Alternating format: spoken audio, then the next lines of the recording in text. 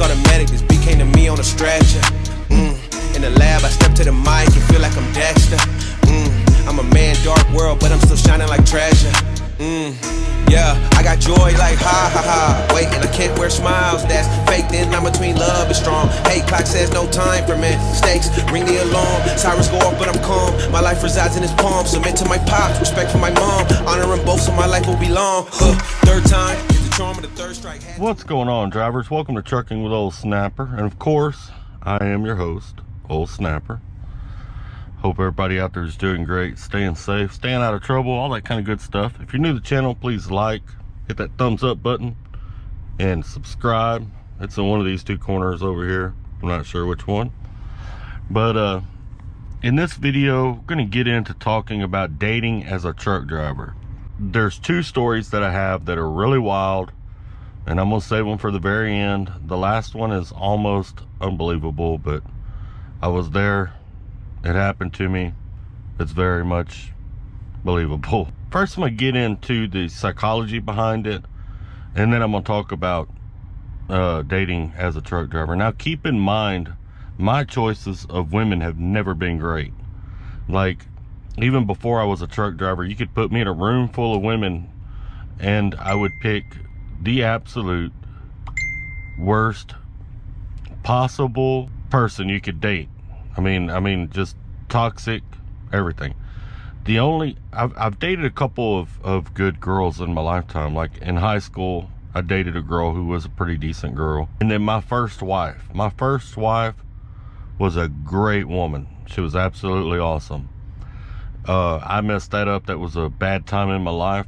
I was still using drugs and running around on her, cheating and all that kind of stuff. I was working construction and traveling, and you know, so I messed that up. And I can't blame nobody but myself on that deal. Now, my second wife, she loved me just as much as she loved every man in town. Apparently, I was the last one to get to it. But anyway, the psychology of being an OTR driver. Now, it's different for a local driver. It's a little bit different for a regional driver. But an OTR driver, where you're gone weeks at a time, you have to very much be a antisocial person.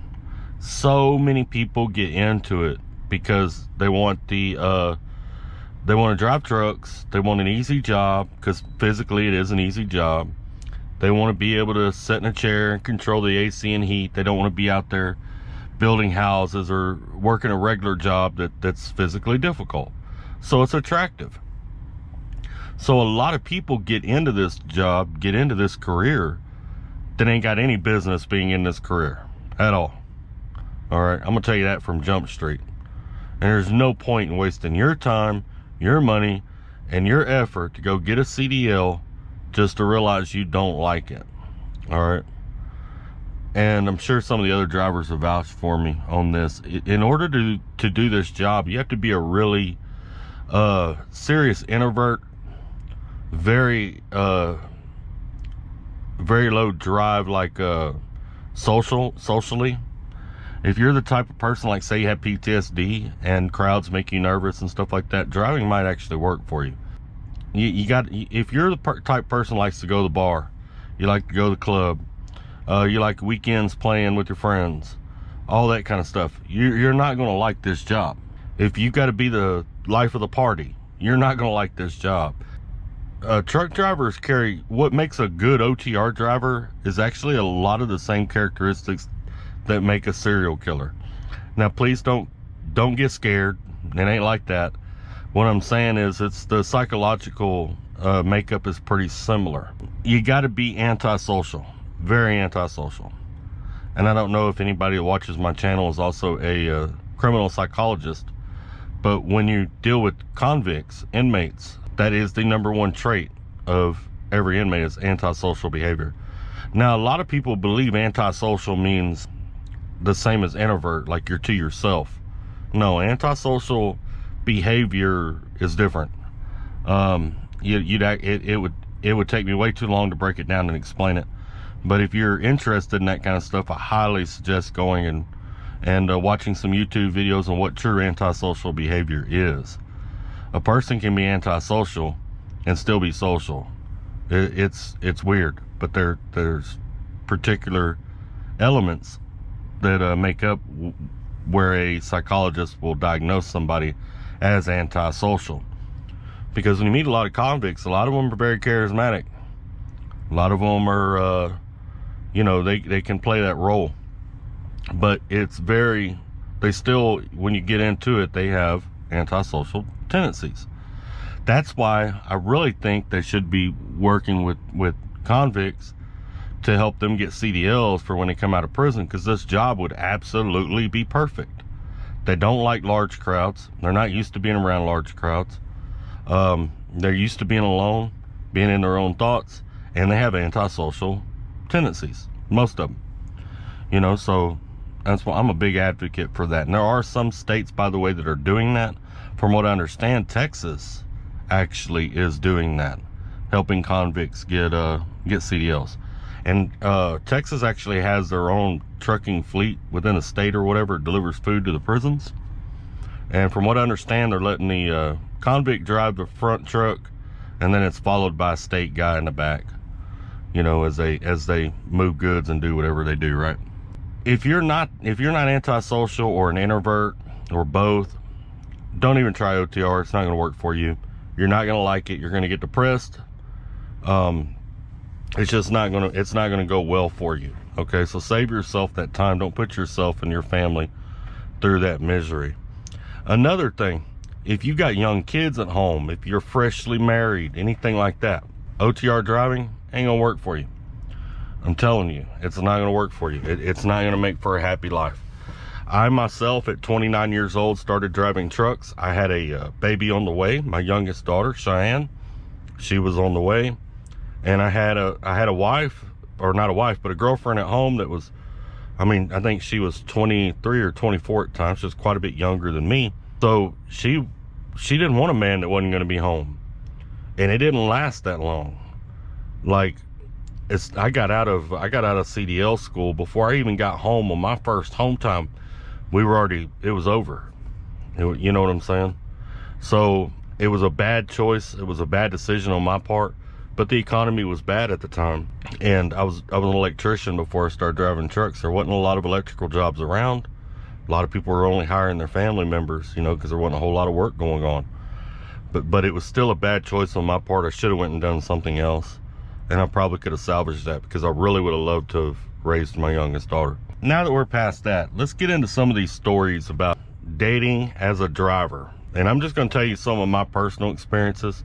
I will say I do know drivers who met wives since they've been on the road, and some of them have been married for years and didn't have a problem. So don't think that your situation would be exactly like mine. That's why I made the statement in the beginning that I am not very good at picking women. I'm really not. If you're bad at picking women, then you may have the same experiences I've had, all right? But don't think automatically you're going to have these same experiences.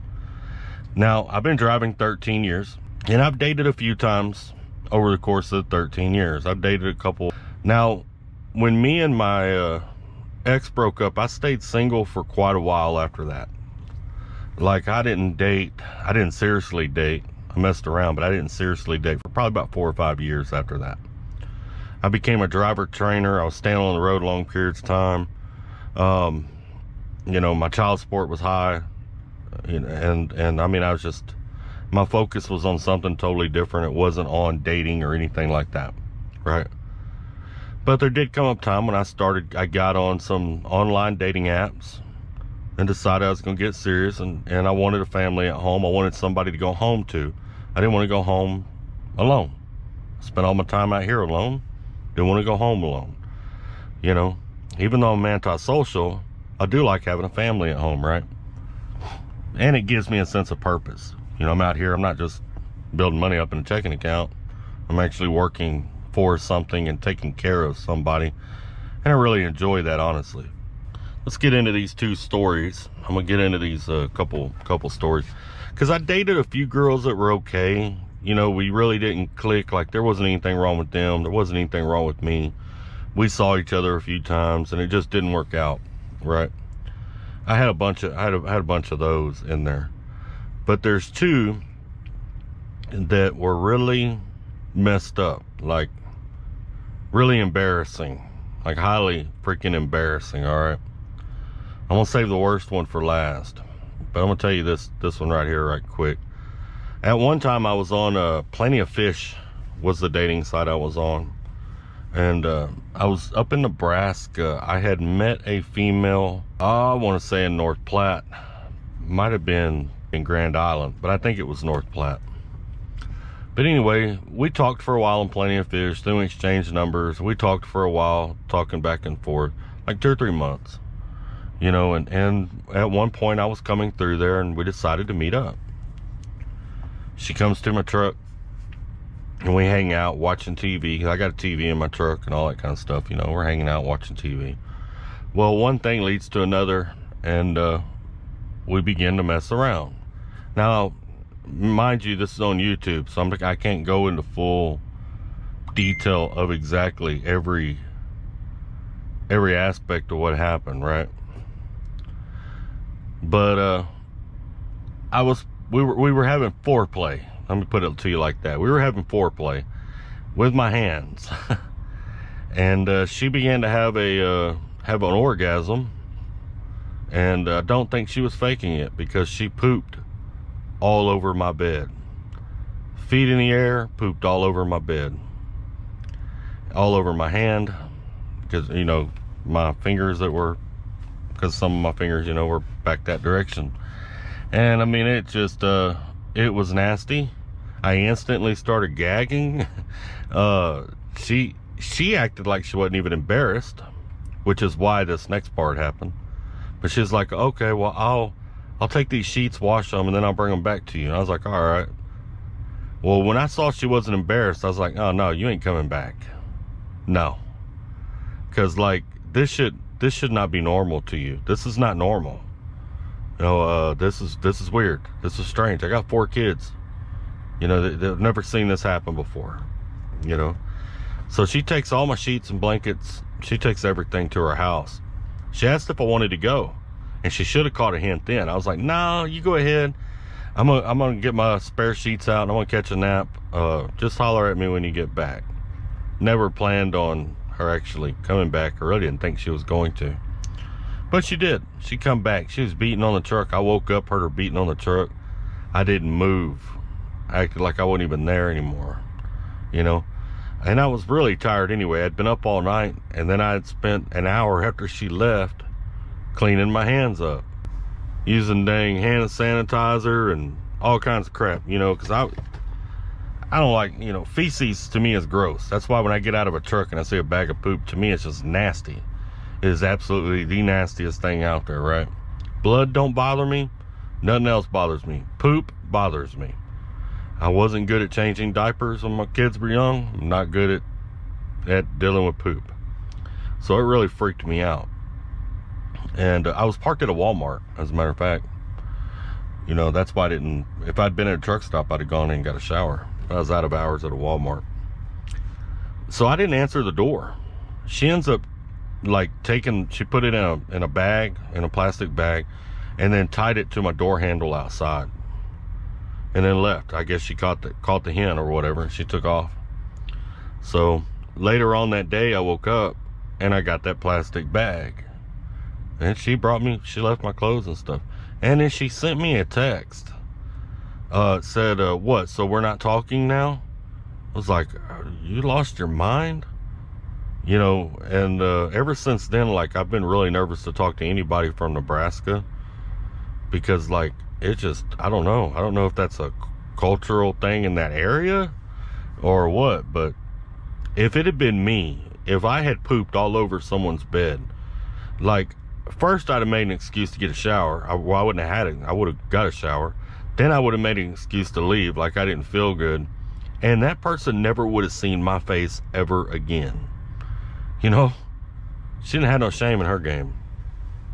All right, now let me tell you about the worst experience I had dating as a truck driver. All right, the absolute worst. This was a girl that I had known when I was younger. All right, I knew her like when I was 16, 17, 18, 19 years old, right around in that era for a few years. And we had kind of messed around at that time, but we never dated. She dated another guy that I went to school with. And he was also, by the way, he's also an electrician. And she ended up having her first, I think, 2 kids with him. We had a long period there after that where we didn't have any contact with each other, like probably 15 years or so. Because there was a bunch, you know, I went away, came back, went to work, started traveling, and then I started driving trucks, you know. So I mean, there was a long period in there where me and her, I didn't know her and she didn't know me. I didn't know where she was at. Well, one day I'm at home, I'm up in Victoria, and I'm running into her. We reconnect, you know. She's like, hey, how's it going? Great. We exchange numbers, we start talking. She's single, I'm single. And I figured I had a better chance here because this is someone I know. This is someone I knew, I should say. I knew. All right. Or I thought I knew. We'll get into that here in just a minute. But me and her, we start dating. So I decided to come off the road. I took an oil field job. I was working out in El Campo, Texas. I took an oil field job.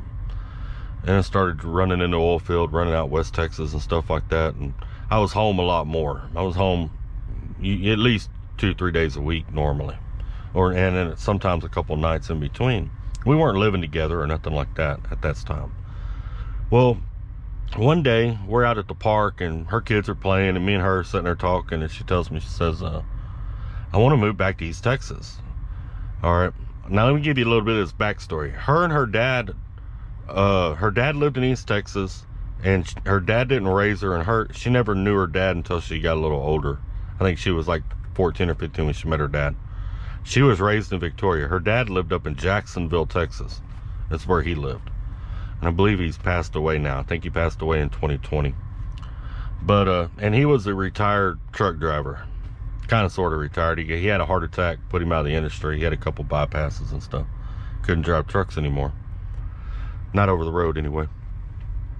So she tells me, she says, I want to move back to East Texas. I'd like my kids, since my dad's getting older, I'd like my kids to spend some time with their grandfather, who they don't get to see very often. Well, me being a driver, I can live anywhere. Not only that, but it's easy to get a job pretty much anywhere you go. Like, I can just change companies and, you know, I mean, it's just easy. And any of you drivers out there know that. If you decided you wanted to move to California tomorrow, or you wanted to move to Montana, well, Montana might be a little bit difficult. You'd have to find a logging job or something like that up there. But you probably could find a driving job local there in the area. Not a problem. Some drivers do that. Some drivers work OTR and they'll see someplace they really want to live, and they'll settle down there and find a driving job around there. May not pay the greatest, but you can do that. So I'm like, all right, yeah, we can do that. You know, move up to East Texas. So I couldn't work for the oil field company there in El Campo. It was way too far to drive, and they didn't have any work in East Texas. So I ended up dragging up with them, and I went back to an OTR company. And I was going to run OTR until I could find something there around the house there in East Texas. That's what the plan was anyway, right? I ran OTR. Me and her lived together up there about a year, almost a year. And I ran OTR that whole time that I was up there. And I would come home, and I wasn't staying gone long periods of time at that point. I was coming home, I think, every 2 weeks.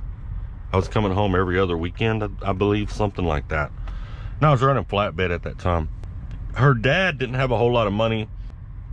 He was pretty poor off. So, I mean, he had this little bitty trailer. I mean, it was small. It wasn't much bigger than a truck that we stay in out here.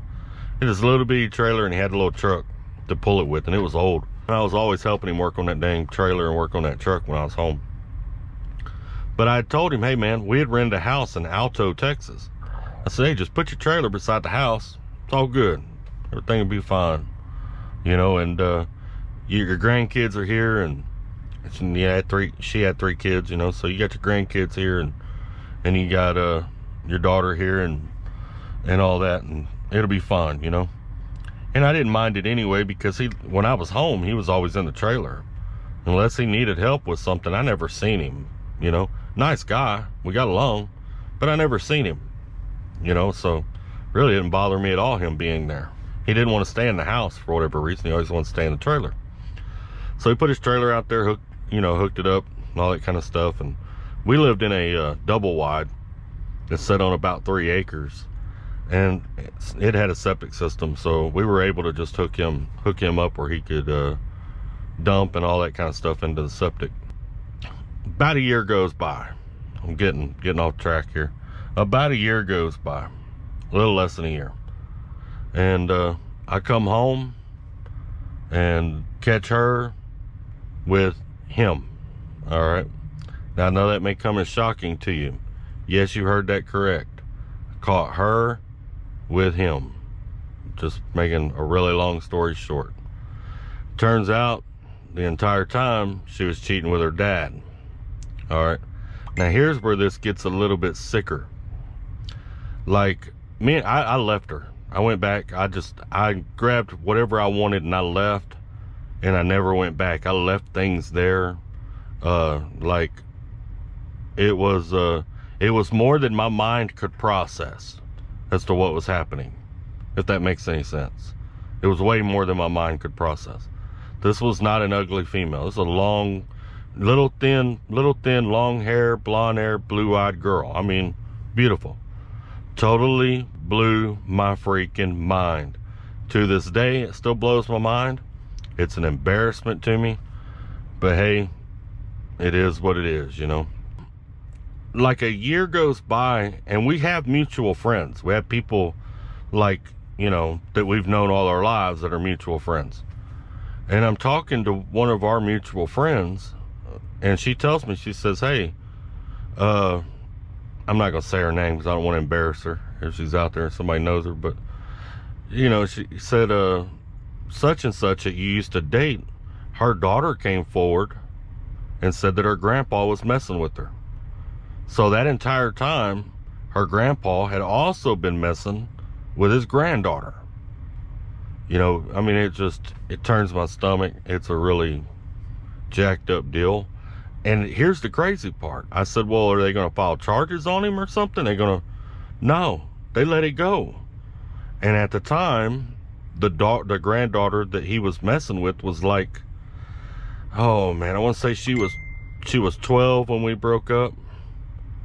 So, she might have been 13, maybe 14 at the most. You know, and who knows how long he had been messing with her. And I often wondered, like, did he mess with the girl I was seeing when she was younger? You know, people blowing my dang phone up. I gotta put this thing on silent. You know, I often wonder if she didn't mess with the girl I was seeing when she was younger and raised her into that, you know. But anyway, it's still more than my mind can put together. But that's been my experience dating as a truck driver, right? It ain't been that great. It ain't been that glamorous. I've had some pretty poor luck. I don't have a whole lot of faith in it anymore. It is what it is. Not saying you'll have that kind of luck. It's just really hard as a driver to get to know somebody at home when you're not there very much. It's very, very difficult. It's very difficult to build a bond, and it's very difficult to catch shady things that are going on when you're just not there. But anyway, I'm gonna get this shut down. I appreciate all of y'all for stopping by. You know, man, I hope none of y'all go through that, and I hope none of y'all passed out whenever I said it, because like I said, it's really hard to fathom, really, really shocking. Y'all take care, stay safe, and keep trucking. That's just how it go. I got some secrets, I'm shaking the game so they stay on their toes. Stay in your lane, how to stay on the go. I can play with the pros and act like a rookie, so they overlook me. Then I double up again, none of their knows. None of them cold, they just got lucky but never adapted. So I'm to the one if it's coming to blows. My enemies cutting it close. I let them think that they got me, but what do you know? I had them beat before we ever spoke. I'm ready for smoke. I need to know everything, who and the what and the where. I need everything. Trust me, I hear what you're saying, but act like it's new what you're telling me.